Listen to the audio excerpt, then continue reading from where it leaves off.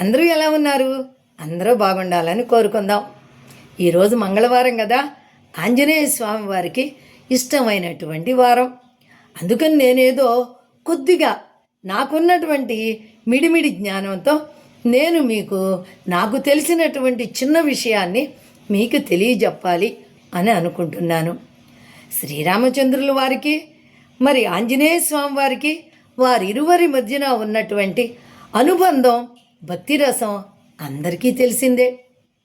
అలా ఆంజనేయ స్వామి సీతమ్మ వారి జాడ కనుక్కోవటానికి శ్రీరామచంద్రుల వారి దగ్గర సెలవు తీసుకొని లంకకు ప్రయాణమవుతాడు.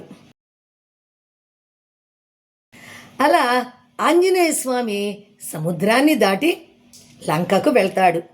లంకకు వెళ్ళిన తరువాత మొత్తం అంతా వెతుకుతాడు. ఎక్కడా సీతమ్మ జాడ కనిపించలేదు.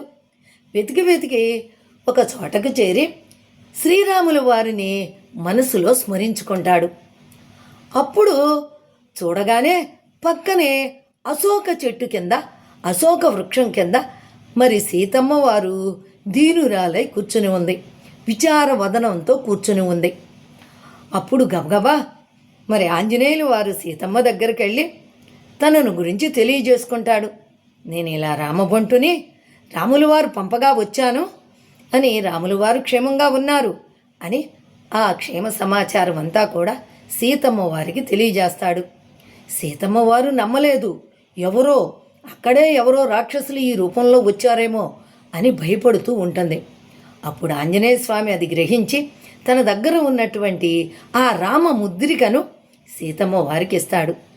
అది ఇవ్వగానే సీతమ్మ వారు చాలా సంతోషంగా రాముల వారిని స్మరించుకుంటూ అలాగే అది చూసుకుంటూ ఉండిపోతుంది. అక్కడికి మరి కొంతమంది రాక్షసులు వచ్చి అక్కడున్న ఆంజనేయులు వారిని చూసి తోకకు నొప్పు పెడతారు. మరి తోకకు నొప్పు పెడితే కాలుతుంది కదా, ఆ బాధను తట్టుకోవడం చాలా కష్టం కదా.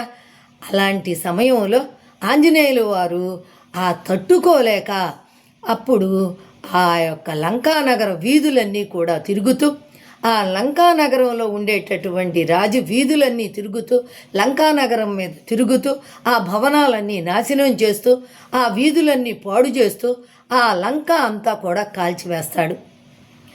అలా కాల్చివేసిన తరువాత అక్కడ అక్షయ్ కుమారుడు ఉంటాడు.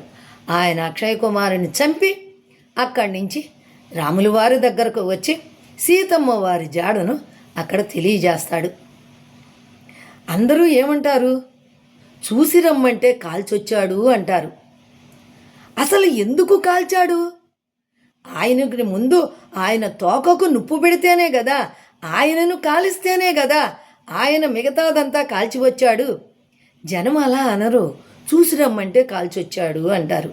చూశాడు, జాడ తెలుసుకున్నాడు. ఆ తర్వాతే తనకు జరిగినటువంటి మరి ఆ కాల్చిన తనకు జరిగినటువంటి బాధతోనే లంకా నగరాన్ని కాల్చివేసి వచ్చాడు. ఇప్పుడు తెలిసింది కదా చిన్న కథ.